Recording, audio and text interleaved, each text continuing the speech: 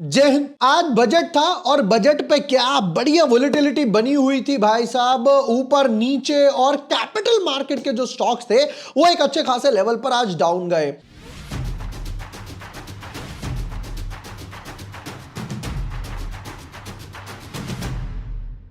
Hi everyone, my name is Vibhor Vashne. I am a SEBI registered research analyst. Budget में traders के लिए एक बहुत ही बुरी खबर आई है और वो है एसटीटी हाइक करना, यानी कि सिक्योरिटी ट्रांजैक्शन टैक्स। जो भैया फाइनेंस वाले, स्टॉक्स वाले एक्सपेक्ट कर रहे थे कि भैया इसको हटा दिया जाएगा, उल्टा उसको हटाकर 1.5 गुना कर दिया गया है। आपकी पॉकेट पे क्या इंपैक्ट आने वाला है कि भैया फ्यूचर्स पे क्या होगा और ऑप्शंस पे क्या होगा स्पेसिफिकली, उससे भी most important capital stocks BSE, CDSL, NSDL, इन सब पे क्या इंपैक्ट आया है। चलिए without wasting time let's deep dive in our analysis. But yes, before moving ahead, अगर अभी तक आपने मेरा चैनल सब्सक्राइब नहीं किया है या न्यू यूजर हो तो यहां पर आपको सारे वीडियोस मिल जाएंगे। सिल्वर के ऊपर डाला था, हिंजिंग के ऊपर डाला था, क्रिप्टो के ऊपर, बजट रिलेटेड स्टॉक्स में क्या क्या जा सकता है, E triple A, gold crash के ऊपर मैंने यहां पर वीडियो डाला था। देखिए, बात करते हैं जरा पहले एसटीटी के बारे में। अभी तक लगता था फ्यूचर्स पर 0.02% और ऑप्शंस पे लगता था 0.1% के आसपास। अब यहां पर इन्होंने 0.02 से कर दिया 0.05% के आसपास और ऑप्शंस पे भी 50% के आसपास बढ़ा दिया है। और जो बायबैक था उनमें तो प्रमोटर को और ज्यादा देना पड़ेगा। मैं काम करता हूं, पहले यहां पर आपको लिख के बताता हूं कि क्या चेंजेस आए हैं और इसको थोड़ा सा बड़ा करते हैं हम लोग। परफेक्ट। फ्यूचर्स जो पहले लगता था 0.02%, उसको कर दिया है 0.05%। मतलब 2 का 4 और आधा, यानी 150% का हाइक करा। और ऑप्शंस पे अभी तक लगता था 0.10% और जिसको बढ़ाकर कर दिया है 0.15%, यानी कि 50% के आसपास ये बढ़ा दिया है, जिसमें एक अच्छा खासा हाइक दिखाई दे रहा है। अब पहला सवाल ये है कि मेरी जो मैं ट्रेडिंग करता हूं, मैं फ्यूचर्स में ट्रेड करता हूं, मैं ऑप्शंस में ट्रेड करता हूं, तो मेरी पॉकेट पर क्या इंपैक्ट आने वाला है वो मैं एक ब्रोकरेज कैलकुलेटर की हेल्प से आपको फटाफट से क्विकली समझा देता हूं। और फिर उसके बाद कैपिटल स्टॉक्स पे क्या इंपैक्ट आया हुआ है, क्या वोलेटिलिटी बनी हुई है, क्या सपोर्ट रेजिस्टेंस बना हुआ है, वो भी फटाफट से हम लोग देख लेते हैं। हम जाएंगे ब्रोकरेज कैलकुलेटर के पास, तो हम आ गए धन के ब्रोकरेज कैलकुलेटर पे। और जैसा आप यहां पर ऊपर देख सकते हो, तो यहां पर आपको Nifty, equity, futures, options, commodity, ETFs, ये वो सब मिल जाएगा। और क्योंकि यहां पर मेरा स्क्रीन हाइड हो रहा है तो मैं थोड़ी देर के लिए 10-15 सेकंड के लिए अपने आप को हाइड करूंगा। पहले बात करते हैं जरा फ्यूचर्स के बारे में, क्योंकि इक्विटी में कोई चेंजेस नहीं आया है। फ्यूचर्स पे गए हम लोग, निफ्टी पर हम लोगों ने लेट्स से फेब फ्यूचर ले लिया। और फेब फ्यूचर करेंटली जो मैं ट्रेड देख पा रहा हूं वो 25,028 के आसपास है। मान लेते हैं आपने निफ्टी फ्यूचर 25,000 पे बाय करा और 25,000 पे ही आपने एक लॉट, यहां पर आपका लॉट दिखाई दे रहा होगा जिसका लॉट साइज क्वांटिटी में 65 है, आपने बाय करके इमीडिएटली मान लेते हैं सेल कर दिया। टर्नओवर यहां पर बन जाता है जी, अब देखिएगा 32,50,000 का ब्रोकरेज बनेगी आपकी। 40 रुपए, 20 रुपए बाय, 20 रुपए सेल जो धन लेता है। एक्सचेंज ट्रांजैक्शन चार्जेस बनेंगे 56, डीपी चार्जेस 0। अब ये देखिए क्या लिखा हुआ है, सिक्योरिटी ट्रांजैक्शन टैक्स एसटीटी बन गया 325 रुपए के आसपास। और बाकी आईपीएफ, सेबी और स्टैंप ड्यूटी, जीएसटी मिलाकर ये हो गया, यानी कि मुझे पे करने पड़ रहे हैं ब्रेक इवन के लिए भी। अगर मैं गलती से बाय सेल भी कर लेता हूं तो 477 रुपीस का लॉस आएगा, जिसमें मेजर चंक आप देख सकते हो सिक्योरिटी ट्रांजैक्शन टैक्स का जा रहा है। अब ये कब था, जब आप एक लॉट पे ट्रेड कर रहे हो, यानी कि आपकी क्वांटिटी थी 65 के आसपास। अगर हम इसको कर देते हैं 2.5 या 3 गुना के आसपास, तो ये देखो जो मेरा सिक्योरिटी ट्रांजैक्शन टैक्स लग रहा था 325 रुपए का, अब वो जाके हो जाएगा मेरा 750 रुपए के आसपास। फ्लैट 1.5% के आसपास इन्होंने बढ़ा दिया। 0.02% से सीधा बढ़ गया, यानी आप ब्रेक इवन के लिए देख सकते हो इनडायरेक्टली मुझे अब 1300 रुपए निकालने पड़ेंगे। 1300 नहीं, क्योंकि यहां पर देखिए आपके थोड़े से बहुत चार्जेस वगैरह बचेंगे, बट मोटा मोटा बात करूं तो 1000 रुपए निकालने पड़ेंगे। यानी कि इनडायरेक्टली जिस चीज के लिए मैं 325 रुपए पे कर रहा था, अब उसके लिए मैं डबल से भी ज्यादा पे करने वाला हूं। नेक्स्ट चीज पर आते हैं, अब जरा ऑप्शंस की भी गणित समझ लेते हैं।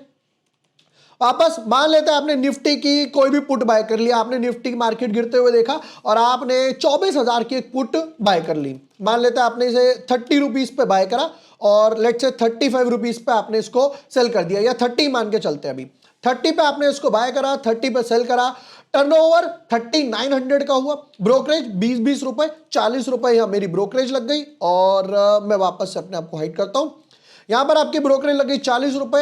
एसटीटी की बात करूं तो यहां पर अभी लगे हैं 2 रुपए के आसपास, मेरी ब्रोकरेज वगैरह के बाद सिक्योरिटी ट्रांजैक्शन मेरा 2 रुपए के आसपास लग गया, यानी ब्रेक इवन के लिए भी मुझे 50 रुपए निकालने पड़ रहे हैं जब मैं एक लॉट के आसपास ट्रेड कर रहा हूं। अब ये बढ़ के हो जाएगा 2.5 रुपए, 3 रुपए, 2 रुपए से 50% बढ़ के हो जाएगा 3 रुपए के आसपास। प्लस जैसा आप देख सकते हैं, जैसे ही प्राइस में थोड़ा सा फ्लक्चुएशन आएगा क्योंकि यहां टर्नओवर बढ़ेगा जिसकी वजह से ब्रोकरेज भी बढ़ने वाला है। अब ऑप्शन में जब आप मल्टीपल लॉट्स में ट्रेड करते हो, देखिए जब आप ऑप्शन में एक आधा लॉट में ट्रेड कर रहे हो तो इतना मेजर प्रॉब्लम नहीं आने वाला, बट जब मल्टीपल लॉट्स में जो स्कैल्पर लोग हैं उनको प्रॉब्लम आएगी, इंटरडे ट्रेडर है उनको मेजर प्रॉब्लम आने वाली है। कैसे, जरा एक काम करते हैं, हम इसको नंबर ऑफ लॉट्स को लेट से ज्यादा नहीं 5 करते हैं। अब देखिए 5 रुपए पे करंटली मैं 13 रुपए पे कर रहा था, जो बढ़ के हो जाएगा 18 रुपए के आसपास, और ये इनडायरेक्टली एक अच्छे खासे लमसम में जाने वाला है। अब आपको जानकर के हैरानी होगी कि भाई मैं अगर गवर्नमेंट की बात करता हूं, देखिए मैंने गूगल पर सिंपल लिखा है कि भैया एसटीटी कलेक्शन 2024 में कितना हुआ। STT collections in India for financial year 2024-25 have shown a strong growth with provisional figures over 53,000 crore रुपए थे। मतलब मैं प्रॉफिट में हूं, लॉस में हूं, ट्रेड कर रहा हूं या नहीं कर रहा, भैया गवर्नमेंट अपना हिस्सा लेकर जा रही है। 53,000 करोड़ गवर्नमेंट ने इकट्ठे करे थे, ये लास्ट ईयर की बात है। इस साल की बात कर लेते हैं कि भाई अभी तक कितना रहा है, तो देखिए यहां पर गवर्नमेंट का एस्टिमेट था 78,000 करोड़ के आसपास, जिसमें कहते हैं कि भाई 11 जनवरी तक 45,000 करोड़ ऑलरेडी इकट्ठा हो चुका। मतलब कि मैं अगर बात करूं 50,000 करोड़ और उसके बाद हो गया ये आपका 45 अभी हो चुका है, मोस्ट प्रोबेबली 60 के आसपास इजीली चला जाएगा। और अगले साल तो आपने ड्यूटी और बढ़ा दी है जिसकी वजह से ये ऊपर जाएगा ही जाएगा।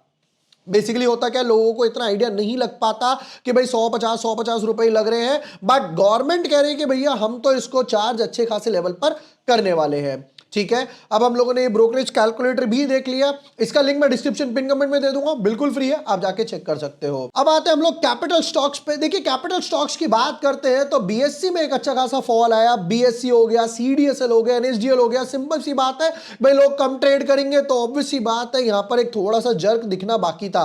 हालांकि नीचे के लेवल से मैं बात करूं तो 200 पॉइंट की रिकवरी तो आई है, एक अच्छे खासे सपोर्टिव जोन से बाउंस कर गया है। और अगर हम इसका वीकली चार्ट का स्ट्रक्चर देखते हैं तो एक अच्छी खासी वोलेटाइल कैंडल यहां पर बन गई।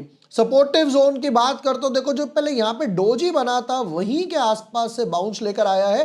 2350 के आसपास एक मुझे सपोर्ट नजर आ रहा है और एक रेजिस्टेंस है कुछ 2900 के आसपास, जहां से एग्जैक्टली आज भी ये वहीं से रिवर्स होकर आया है। सीडीएसएल की बात करता हूं, देखो ये तो लगातार गिर रहा है, जहां पर बीएससी थोड़ा बहुत स्टेबल भी था, सीडीएसएल स्टेबल नहीं था। और यहां से अगर मैं ड्रॉ करता हूं तो एक हाइयर लोज बनाता जा रहा है। प्रीवियस लो पहला था 1700 के आसपास, वो क्रॉस नहीं हुआ, फिर 1600 वाला क्रॉस नहीं हुआ, फिर उसके बाद 1500, 1450 और अभी 1300 का लेवल भी क्रॉस करके, हालांकि यहां पर एक जो गैप था, और अगर यहां गैप मार्क करते हैं तो आप यहां पाओगे कि यहां पर एक गैप था जो यहां पर ये फिल कर चुका है और उस एग्जैक्टली गैप के बाद रिवर्स हुआ है। इसके वीकली चार्ट स्ट्रक्चर में चलते हैं तो देखो यहां पे 1200 का एक सपोर्टिव जोन बना हुआ है। 1200 के नीचे अगर जाता है तो एग्जैक्टली क्या लेवल आएगा, हम लोग एक हॉरिजॉन्टल लाइन मार्क करते हैं, कुछ 1070 के आसपास का लेवल देखने को मिल सकता है। एनएसडीएल की बात करते तो देखो एनएसडीएल पे मैंने अपना एक बियरिश व्यू बनाया था। रीजन वाज वेरी सिंपल, जब आईपीओ नहीं आया था तब ये 1300 पे ट्रेड कर रहा था, आईपीओ आया 1000 रुपए पे, 1300 के ऊपर का बेंचमार्क क्रॉस ही नहीं कर पाया। इनफैक्ट जिसने अनलिस्टेड मार्केट में लिया था वो लॉस में है, क्योंकि वहां पर 6 महीने का लॉक इन पीरियड रहता है। वापस से बात करूं तो देखो मैंने यहां पर अलर्ट भी डाल रखा था, 1360 पे क्लोजिंग आती है तो मुझे बताना, जो कभी आई नहीं। और उसके बाद ये भी सीडीएसएल की तरह अगर आप देखोगे तो एक टंबल फॉल में चल रहा है। यहां पर बिल्कुल सपोर्टिव जोन जो बना लेते हैं, आईपीओ की लाइन मार्क कर देते हैं, लेट्स से दिस, ये हो गया कुछ 878, यानी राउंड ऑफ में बात करूं तो 875 के आसपास आता है, तो एक अच्छी खासी तब एक लग रहा है कि हाँ वैल्यू बाइंग हो सकती है, क्योंकि अपने अप साइड से 33% के आसपास डाउन मिलने वाला है। दोस्तों इस वजह से निफ्टी, बैंक निफ्टी में तो वोलेटिलिटी थी। कैपिटल गुड्स यानी कि एमसीएक्स ले लो, बीएससी ले लो, सीडीएसएल, एनएसडीएल, इन सब में भी एक अच्छी खासी वोलेटिलिटी थी, जहां पर आप फ्यूचर्स में पे कर रहे थे एक लॉट ट्रेड करने पे 325 रुपए, अब 750 से 800 रुपए देने के लिए 1 अप्रैल 2026 से तैयार हो जाओ। ऑप्शन में जहां पर आप एक लॉट पे एसटीटी पे कर रहे थे 2, ढाई, 3 रुपए के आसपास, भैया वो वहां से 50% बढ़ने वाली है, जिससे गवर्नमेंट कह रही है कि भैया जो मैंने जीएसटी कम करा है, 12 लाख की रिबेट वगैरह दी है, वो मैं कहां से पूरा करूं, वो यहां से ट्रेडर्स वगैरह से छोटे छोटे अमाउंट्स में पूरा होने वाला है। इसी टाइप के और वीडियोस, यूजफुल वीडियोस लेकर आने वाला हूं। वीडियो पसंद आया हो, share with your friends, like and subscribe. Thank you for watching the video. Lots of love.